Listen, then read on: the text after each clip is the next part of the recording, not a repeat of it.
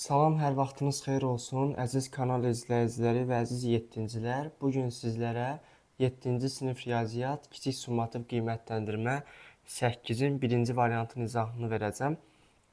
İzaha keçməzdən əvvəl sizinlə bir elanı paylaşım ki, bizim 5, 6, 7 və 8-ci siniflər üzrə onlayn təkmilləşdirmə dərslərimiz mövcuddur. Dərslər haqqında ətraflı məlumat almaq üçün aşağıda qeyd etdiyim nömrə ilə əlaqə saxlaya bilərsiniz. İndi isə keçək suallarımızın izahına. Deməli, birinci sualda yazıb ki, aşağıdakılardan hansı iki dəyişənli xətti tənlik deyil? Biz bilirik ki, iki dəyişənli xətti tənliklər ümumi şəkildə ax plus by bərabərdir c şəklində olan tənliklərə deyirik ki, iki dəyişənli xətti tənliklər. Burada A variantına baxsaq, A variantında A-mız 2-dir, B-miz 3-dür, C-miz də 5-dir və ax plus by bərabərdir c şəklindədir. Ona görə bizdən hansı deyil soruşulur. Ona görə A variantını çıxırıq buradan. Daha sonra həmçinin B variantında da burada m və n olmasına baxmayaraq, yəni mütləq deyil x, y olsun, başqa dəyişənlər də ola bilər. Sadəcə ax plus by bərabərdir c ümumi şəklidir. B variantında silirik. Həmçinin D variantı da 9 plus 5k bərabərdir 6 iki dəyişənli xətti tənlikdir. Amma buradakı C variantında x kvadrat var. Bu iki dəyişənli xətti tənlik deyil. Ona görə cavabımız olur C variantı. İkinci tapşırığa baxaq. Yazıb ki, 7x minus 5y bərabərdir 3 tənliyinin həlli olan cütü tapın. Ümumiyyətlə, hər hansı bir tənlik, iki dəyişənli xətti tənlik, həlli, yəni kökü cütlər şəklində veriləndə mötərizənin içərisində birinci yazılan x-in qiyməti olur, ikinci yazılan isə y-in qiyməti olur. Həm A, B, C, D variantları üçün bunları yazsaq, yəni mötərizənin içərisində birinci yazılan x-in qiymətidir, ikinci yazılan da y-in qiymətidir.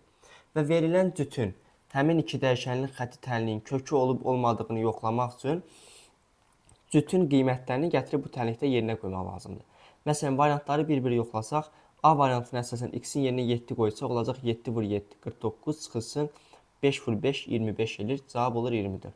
Amma burada 3-ə bərabər olmalıdır, ona görə A-nı çıxdıq. B variantında x-in yerinə 9 qoymalıyam, y-in yerinə 0 qoymalıyam. Olur 7 vur 9, 63 çıx 0, 63 olur. B-ni də buradan çıxırıq. C variantına baxsaq, x-in yerinə mənfi 2 qoyacam. Olacaq 7 dəfə mənfi 2, mənfi 14 və 20 çıxanda ondan olur mənfi 34. C variantı da yanlışdır. D variantına baxsaq, 7-də 3 və 0, bəli bu doğrudur. X-in yerinə 7-də 3 qoyanda olacaq 7 vurulsun 7-də 3, çıxılsın 5 vurulsun, y-in yerinə də 0 qoyarıq. Buradan 7-lər ixtisar gedir, qalır 3 çıxılsın 0. Cavabımız 3-ə bərabər olur. Deməli, D variantı bizim bu tənliyin həllidir.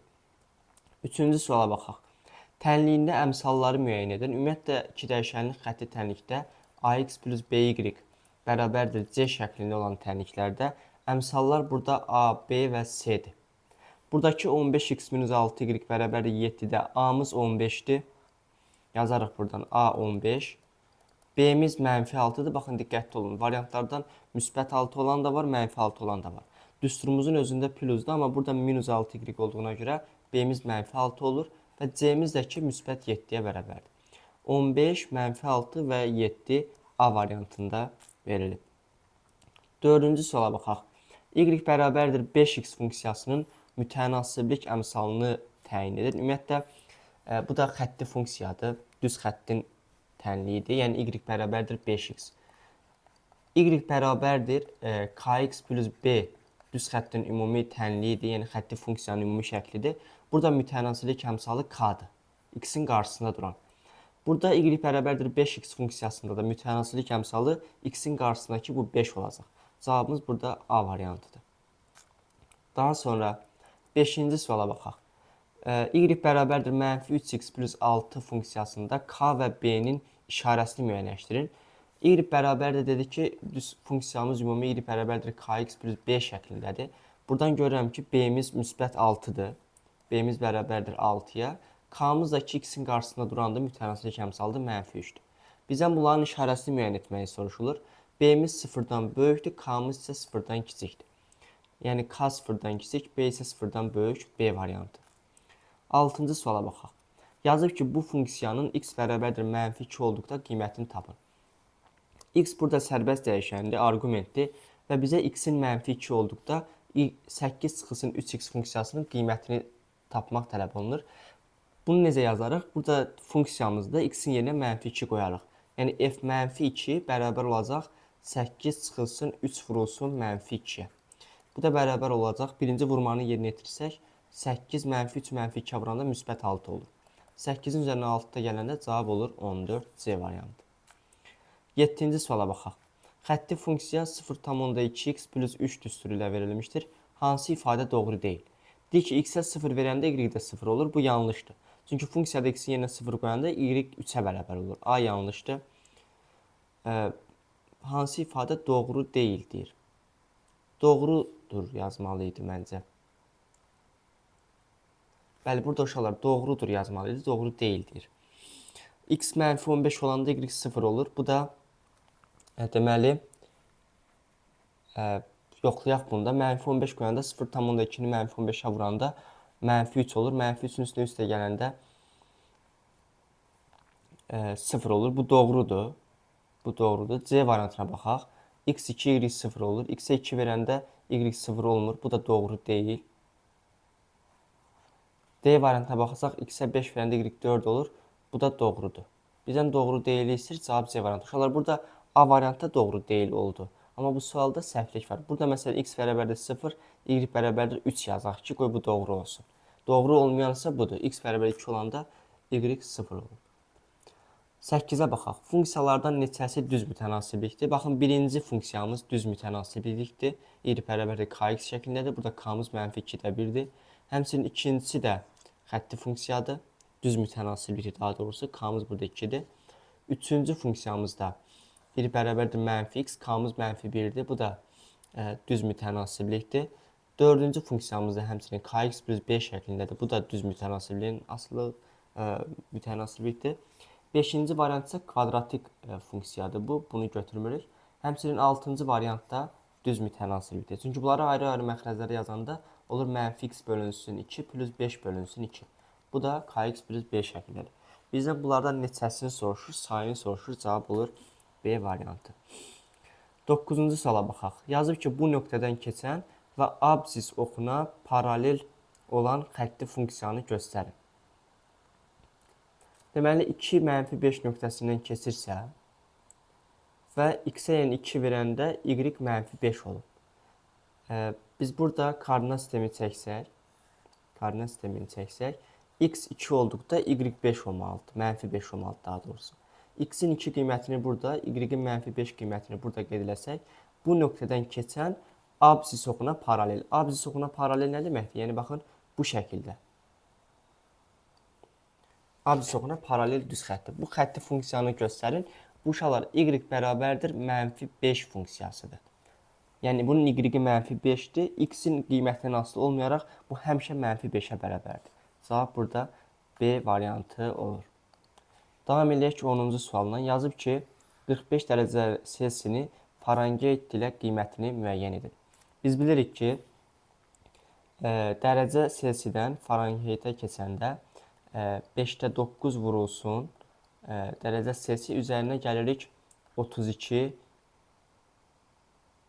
Farenheiti. 32 Farenheiti əlavə edirik. Burada indi bizim dərəcəmiz 45 dərəcədir. Yazarıq 5-də 9 vurulsun 45, üzərinə gəl 32. 5-də 9-u 45-ə vuranda 45 ilə 5 ixtisar gedir, olur 9 vur 9, 81 və 81-in üzərinə də 32-ni əlavə eləyəndə cavab olur 113 dərəcə Farenheit. Cavab burada A variantıdır. 11-ci suala baxaq. 50 Farenheiti Selsi qiymətini tapın. Farenheitdən Selsiyə keçəndə isə Farenheitdən çıxırıq 32 Farenheiti və vururuq bunu 9-da 5 dərəcə Selsiyə. İndi 50 dərəcədən 32 çıxarıq, qalır 18 qalır. Və 18-i də 9-da 5-ə vuranda burada 18 ilə 9 ixtisar gedir. 18-in yerinə 2, 9-un yerinə 1 qalır. 2 dəfə də 5 olur 10 dərəcə Selsi. Cavabımız burada B variantıdır. Hansı funksiyaların qrafikləri paraleldir? Ümumiyyətlə, y bərabərdir. Tutaq ki, bizə 2 dənə xətti funksiya verilib. k1x plus b1 və y2 də bərabərdir k2x plus b2.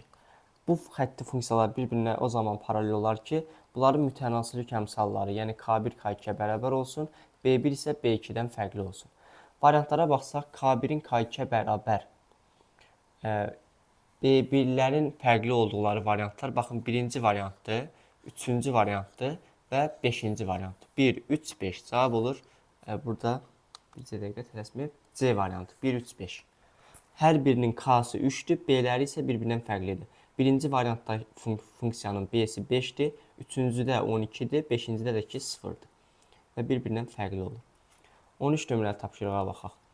Fx bərabərdir 5x plus b xətti funksiyasının qrafiki A2, 12 nöqtəsindən keçirsə, f3-ün qiymətini hesablayın deyir. Bu, bizə verilən A nöqtəsinin koordinatlarını gətirib burada yerinə qoysaq, yəni bu deməkdir ki, dedik bayaq, x 2 olanda y 12-yə bərabər olub. Gətirib burada x-in yerinə 2 qoyanda olacaq 5 vur 2 plus b bərabər olmalıdır 12-yə. Buradan 10 plus b bərabər olur 12-yə. B-nin qiymətini tapırıq ki, b-miz 2-ymiş. B-ni 2 tapandan sonra funksiyamızın ümumi şəklini yazsaq, fx bərabər olur 5x plus 2 funksiyası. Və indi məndən f3-ün qiymətini istəyir. Bu dəfə x-in yerinə aparıb 3 qoyarıq. Olacaq 5 vur 3 plus 2. Cavab olur 17. C variantı. Daha sonra ədədlər cütündən hansı bu tənklər sisteminin həllidir? Tənklər sistemimiz bu şəkildədir. İndi bunları ardıcıl yazıblar. Biz bunları alt-altta yazsaq olacaq. Deməli, 2x plus y bərabərdir 0 və 3x minus y bərabərdir 5. Bunu həll eləmək üçün biz bunu toplama üstündən həll eləsək, tərəf-tərəfə toplasaq, buradan müsbət və mənfi y-ləri islah edəcək. 2x plus 3x, 5x bərabər olur 5-ə. X-i tapsaq, x-imiz olur 1. X-i 1 tapandan sonra, yəni istədiyimiz tənlikdə, ya yuxarıdakı tənlikdə, ya da aşağıdakı tənlikdə x-in yenə 1-i nəzərə alaraq, məsələn, yuxarıda nəzərə alsaq, 2 vur 1 plus y bərabər olmalıdır 0-a. Buradan y-in də mənfi 2 olduğunu taparıq. Deməli, bizim bu tənklər sistemimizin həlli olur 1 mənfi 2 cütü. Burada cavab B variantıdır. Daha sonra davam eləyək 15 nömrəli tapşırıqla. Yazıb ki, x plus y bərabərdir 1,1 və 0,3x çıxılsın 2y tənklərinin qrafiklərinin kəsişmə nöqtəsinin koordinatlarını tapın. Kəsişmə nöqtəsinin koordinatlarını tapın deyir.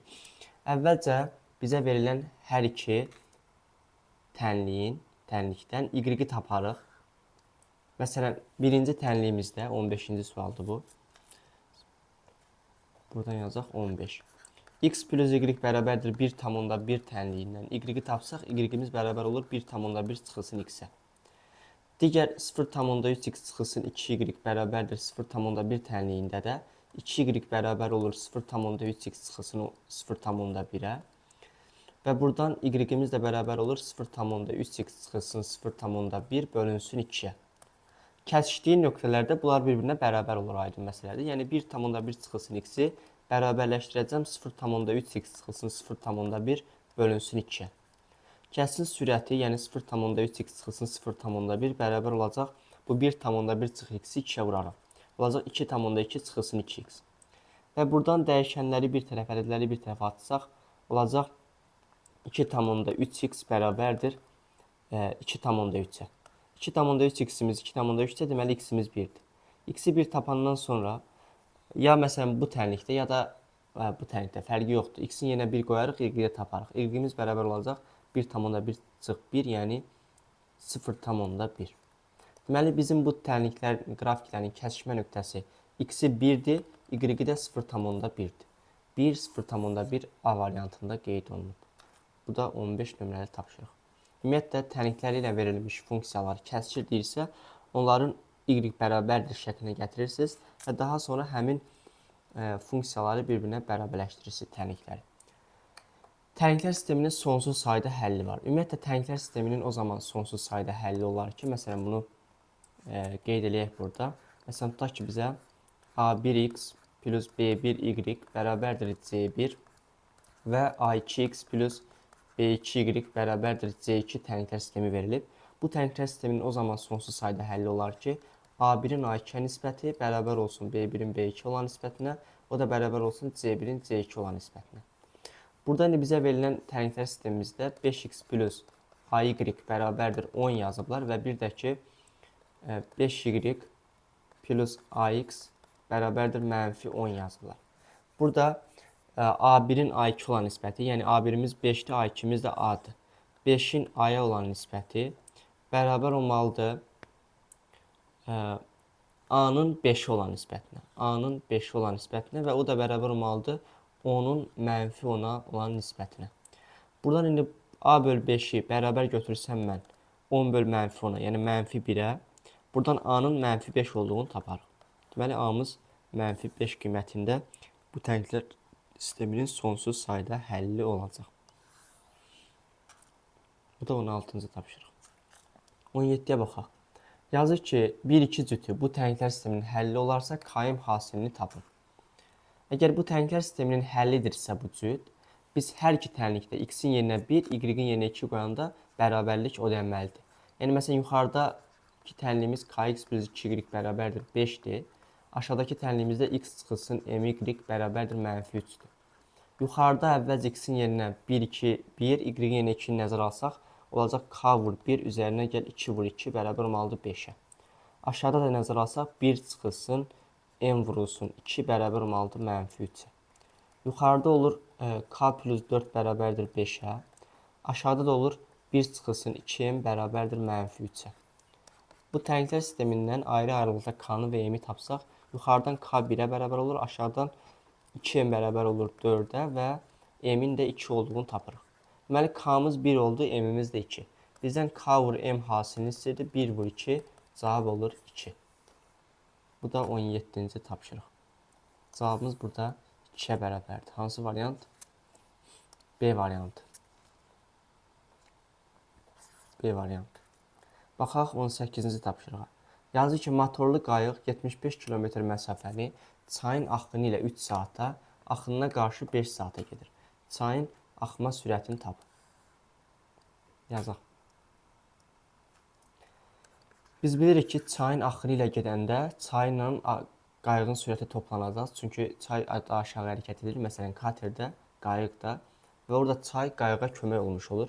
Ona görə də 3 saat axını ilə getdiyinə görə yazaram 3 vurulsun V qayıq plus V çay və ümumi məsafəmiz də 75 km bərabərdir. 75 km. Axınına qarşı isə 5 saata qət edir. Axınına qarşı gedəndə isə qayığın sürətindən çayın sürətini çıxırıq. Və bu da bərabər olmalıdır ümumi 75 km. Bu tərəflər sistemini həll etsə, yuxarıdan V qayıq plus V çay bərabər olur 75 bölü 3-ə, yəni 25-ə. Aşağıdan da V qayıq çıxılsın V çay bərabər olur 75 bölünsün 5-ə, yəni 15-ə. Bu tərəflər sistemini toplama üsulundan həll etsək, tərəf-tərəfə toplasaq, V çaylar islah gedəcək. Qalır 2V qayıq bərabər olur 25 plus 15-ə, 40-a. Və buradan V qayığı tapıram ki, 40 bölünsün 2. Yəni 20 km bölünsün saat. Amma bizdən qayığın sürətini yox, çayın axma sürətini istəyir. Bu tərəflikdə V qayığın yerinə 20 yazsaq, olacaq 20 plus V çay bərabərdir 25-ə. Və çayın sürətini tapmış olsaq, 25-dən 20-ni çıxaram, cavabımız olacaq 5 km bölünsün saat. Burada C variantıdır. Bu da 18 nömrəli tapşırığımızın izahı. Daha sonra 19-cu suala baxaq. Yazır ki, bu tərəflər sistemini toplama üsulundan həll edin. Yazaq. Deməli, 5x plus 3y bərabərdir 27 və x çıxılsın 3y bərabərdir mənfi 9. Tərəf-tərəfə toplasaq, buradan mənfi 3y və müsbət 3y-lər islah gedəcək. Olacaq 5x plus x, 6x bərabər olacaq 27 plus mənfi 9-a. O da olur 18. X-i də tapıram ki, x-imiz düşdü. İndi istədiyim tərəflikdə x-in yerinə 3-ü nəzərə alarıq. Məsələn, yuxarıdakı tərəflikdə nəzərə alsaq, olacaq 5 vur 3. Üzərinə gəl 3y bərabər olmalıdır 27. Buradan 3y bərabər olur 12-yə, y-i də tapıram ki 4. Y-i 4 tapandan sonra məndən indi x plus y cəmini istəyir. 3 plus 4 cavabımız olur 7. 20-ci suala baxaq. Bizə 3 dənə tərəflər sistemi verilib və uyğun variantı seçməliyik. 1-ci, 2-yə, 3-ə hansı variantların gedəcəyini müəyyənləşdirməliyik. Baxın uşaqlar, birinci tənqəl sisteminə fikir versək, görərik ki, A1-in A2 olan nisbəti 2 bölür 2-də 1, B1-in B2 olan nisbəti 5 bölür 10, yenə 2-də 1 və C1-in C2 olan nisbəti yenə 2-də 1 olur. Bunların üçünün də nisbəti birinə bərabər olduğuna görə biz bayaq dedik, üçünün də nisbəti bərabər olanda sonsuz sayda həlli var. 1-ə gedir A variantı. Daha sonra ikinci varianta baxsaq, A1-in A2 olan nisbəti 2-də 1, B1-in B2 olan nisbəti yenə 2-də 1, amma C1-in C2 olan nisbəti isə 2-də 1 olmur. Bu hansı haldır? Kökü olmayan haldır. Əgər A1-in A2 olan nisbəti bərabərdirsə B1-in B2 olan nisbəti, o da fərqlidirsə C1-in C2 olan nisbətində, onda bunun həlli yoxdur. 2-yə gedirdi. Üçüncüsünə baxsaq, A1-in A2 olan nisbəti 1/5, B1-in B2 olan nisbəti isə 5 eləyir. Ümumiyyətlə, A1-in A2 olan nisbəti gördünüz ki, elə fərqlidir B1-in B2 olan nisbətində, onda bunun yeganə həlli var. Buna da gedir C. 1-ə A, 2-ə D, 3-ə də gedir C. Belə.